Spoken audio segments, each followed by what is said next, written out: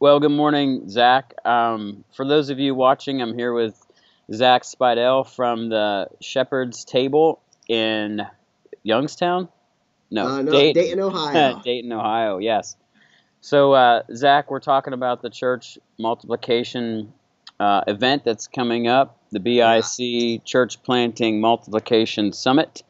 yes, And indeed. tell us what you're one of the presenters at the summit. So tell us what you're excited about as you look at participating in this event. Yeah. Well, there's a number of things. I think I'll share one kind of about the event itself and one that's kind of just personal to me. I am really excited about the idea of having an event where we can talk about and begin moving toward a way of doing church planting that really reflects our values as a denomination in particular. Because I think there is great strength in this like combination of evangelical, pietistic, Wesleyan Anabaptism, and that uniquely that provides some unique strengths for the task of building up kingdom communities. And so I'm really excited to kind of share those ideas with and engage in conversation with other people about that. But at a more personal level, one thing that I think is just going to be a huge encouragement to me is that church planting can be a sometimes lonely and sometimes very stressful task, right? And for people who are in church planting now or who are thinking about it and would really need to be prepared for those more difficult realities, the ability to just gather together with other people that are in that task or that are considering it and that understand the kind of risks you take at a personal level and at the level of the church, uh, I think there's going to be great encouragement, comfort, satisfaction, and fellowship that happens at an event like this that you just can't really get in another venue. Yeah. And so I'm looking forward to that quite a bit. And it's hard to get that online too, like Yeah, that kind of connection with others who are in the trenches and doing it with you, wherever whatever context they're in. I know that in as I know church planters and as I read about church planters, I'm sure none of our BIC church planters deal with this, but other church planters outside of the BIC, I mean, addicted to different substances, yeah, struggling with depression, yeah, in therapy, which is great, but like yeah, the emotional, spiritual toll it takes on church planters is pretty intense. yeah, So we have to band together.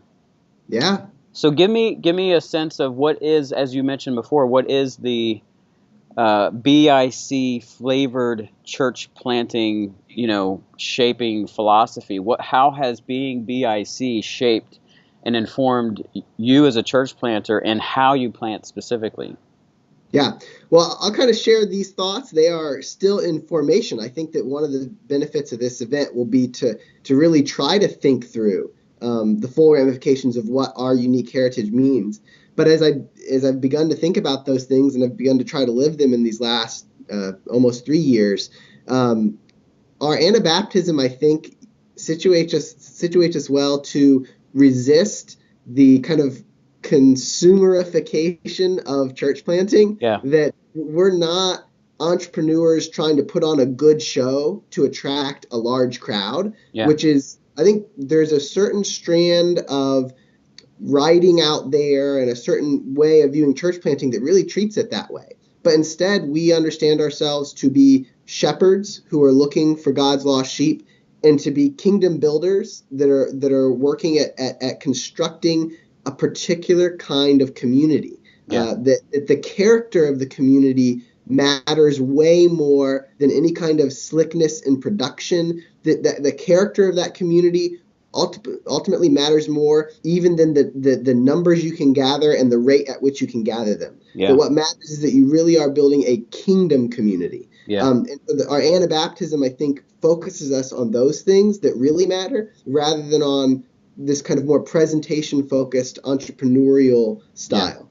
Our pietism makes us focus not on again, what can I do that people will like, that will be exciting, that will be whatever? But it makes us focus on what can I do that's going to drill down into people's hearts, that's going to help them, whether they know Jesus and need to grow in him or whether they don't know Jesus. What's going to help them connect with Jesus at a heart level? And that, again, is a going deeper rather than staying at a surface level. It's really easy in church planting to be worried about that surface level stuff, to be worried about presentation, to be worried about, rates of growth, rather than to be worried about the stuff we should be concerned with. Yeah. Not anxious, but urgently invested in, which is this heart level stuff. Our Wesleyan background, and this is super important, means that we understand our task as church planters, of course, to gather a community, to gather a kingdom community, Right. but that we understand that task to be the first in a much bigger set of tasks, which is sanctification. That if we gather a community that isn't sanctified, if we gather a community that isn't unique in its character, that isn't growing in holiness, that we have failed. You can gather a huge community, you can have a big budget, and you can be a failure as a church in God's eyes if that community isn't living the gospel, isn't growing in holiness. Yeah.